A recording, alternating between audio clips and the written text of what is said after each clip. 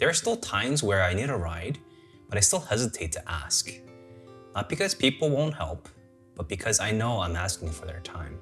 It's a detour, it's a change of plan, and it's them going out of their way for me. And even with people who care about me, people I know who won't say no, there's still a pause there where I'm thinking, do I ask or do I just figure it out on my own? And this isn't just about getting a ride. Hey friends, welcome back. My name is John and I live in New York City and I'm losing my vision because of retinitis pigmentosa. More and more, I'm finding myself in situations where I need help in ways I didn't before. And I think the part that's been harder than expected is not the help itself. It's what it feels like to ask for it. It's not that people won't help. Most of the time, they will. And they will mean it. But in my head, it feels like I'm taking something from them.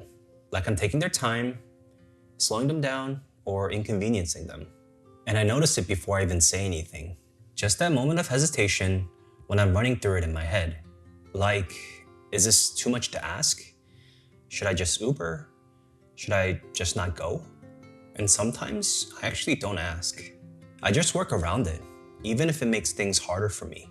And what's interesting is, when I do ask, it's usually not a big deal to them at all. They'll say yes, they'll come pick me up, and we'll go together. And to them, it's just part of the day. But for me, it still feels like I'm asking for something extra. And I think that's the tension, because there's a difference between needing help and feeling like you lost something in the process. Like a bit of your independence, or even your dignity. And I think a part of why that feels so heavy to me is because how I've always seen myself. I used to drive everywhere. Getting around wasn't something I had to think about. It was just normal. And then there came a point where I couldn't anymore, and I had to give up my driver's license. And that wasn't just losing a way of getting around.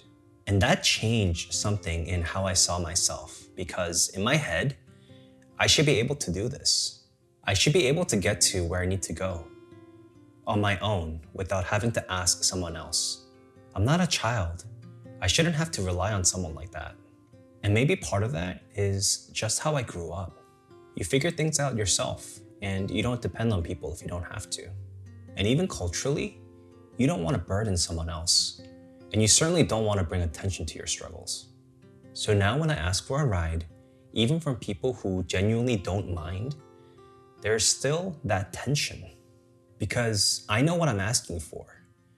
I know it's their time. I know it's a detour. But the reality is, some things are just not possible anymore. And I've accepted that. But it still doesn't feel natural.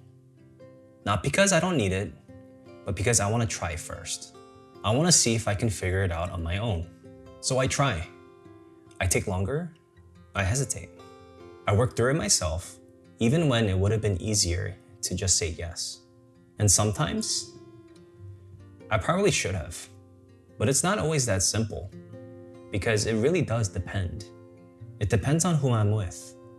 It depends on the space. It depends on what I can see that day. It depends on the systems I've built. There are days I feel pretty independent. And then, there are moments where something small, like the lighting, can change everything. And I know this isn't static. What I need right now is not going to be the same a few years from now. The kind of help I need is going to change, and I'm still learning how to adjust to that in real time. And I think that's the part that people don't really see.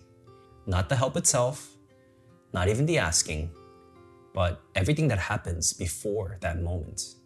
The hesitation, the back and forth deciding whether or not to say something. That's the part that still feels hard. And I'm still learning how to move through that. Because even now, there are still moments where I'd rather go without than ask. And maybe that's just something I haven't seen fully clearly yet.